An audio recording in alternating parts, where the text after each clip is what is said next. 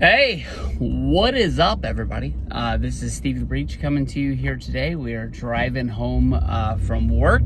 It's already been announced that at Saturday night's main event, we're going to be getting Kevin Owens versus Cody Rhodes for the WWE Championship. It kind of seems like that's going to be the biggest match that they are hyping up for the month of December in WWE. One thing, honestly, that I'm hoping that we get to see at Saturday night's main event, I think that it's the best chance for the match to happen. I don't see it happening on a normal SmackDown, and I don't think Saturday night's main event is going to get treated as a Monday Night Raw only affair. I think that it's going to be, almost used like a WWE pay-per-view. I think that's probably the best way for them to use it. I don't have the highest hopes of it being a ratings success, driving a lot of people to watching, WWE on NBC. It's not ended well for them, then back in the early 90s when it was canceled and moved to Fox. Fox only did 2 specials before they canceled it.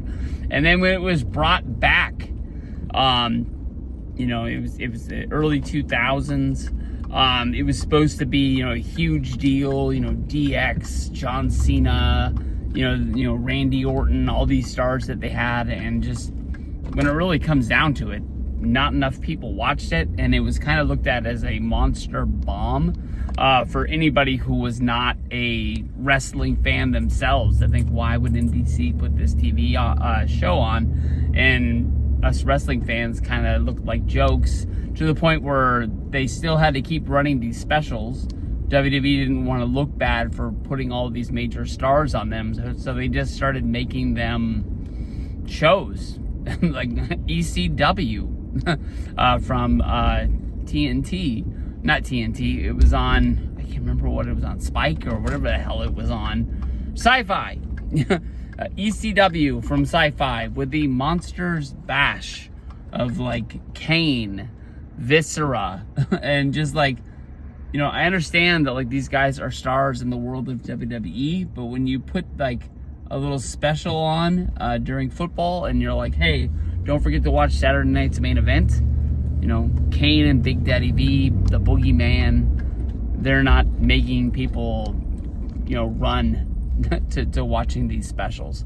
But one of the matches that I'm really hoping to see would be Solo Sikoa versus Roman Reigns. Finally, the one-on-one. I think that this could even be like the finale of their feud, and then what they do with them from there doesn't really make sense. Even the exclamation point at the end of War Games, I thought is that Roman and the Bloodline finally surrounded Solo Sikoa. It was a 5-on-1. Everybody hit their finish on him, and I was kind of like, oh, okay, this feud is over. They're going to be moving into a new direction. That's probably why Punk and Roman keep giving each other these glances that they don't really like each other. They don't really trust each other because of their love for Paul Heyman. They want to do this match together. But then immediately the announcers are bringing up that Solo Sikoa still has the Ulafala, and as long as Solo has the Ulafala, Roman is going to be chasing him. And I'm like, wait a minute, they just beat him in War Games. How does, Roman just not take the Ulafala and say that he is the tribal chief again? It doesn't really it doesn't really make sense that, we're having to chase this. I know that it's not a WWE championship. It's almost like the $1 million title back in the 90s with Million Dollar Man and Virgil, the Big Boss Man. At one point, Jake the Snake Roberts had stolen the $1 million belt. This was before it was actually lost by the $1 Million Man during their match at SummerSlam 1991 with Virgil, where Virgil won the belt. No one had really I don't think they even like put the belt on the line. If they did, I don't think it was really hyped up. Maybe they talked about it at house shows or things like that, but it was just like the $1 Million Man's belt that he just carried around like it was his own deal. But all of a sudden one day, Jake the Snake Roberts stole the title. He put it in the bag with Damian. Jake and $1 Million Man, wasn't man enough to go get it himself. I don't know why he didn't make Virgil did it, but he hired the Big Boss Man.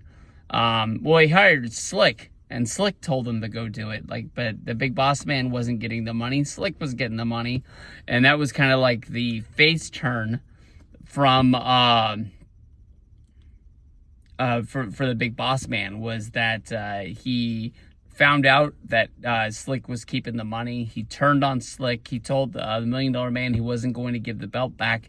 Went back into the ring and ended up giving it back to Jake the Snake Roberts, who then decided he was going to trust him. And I think they teamed together at the Survivor Series that year with Hogan. And that was I think that might have even been the setup for them being a team at their Survivor Series. I know that angle happened. I'm not 100% sure that that's when it happened. But I think that honestly, it has to be kind of like put on the line. I don't think they need to put it like on a pole like they did with Vince Russo back in the day, where like the winner grabs the Ulafala off the top of the pole. I think it just has to be Roman kicking Solo Sikoa's ass. And then once this is all said and done, the Bloodline can still be a group. I know that they're saying they're signing all these people, and this Bloodline storyline could go on for years.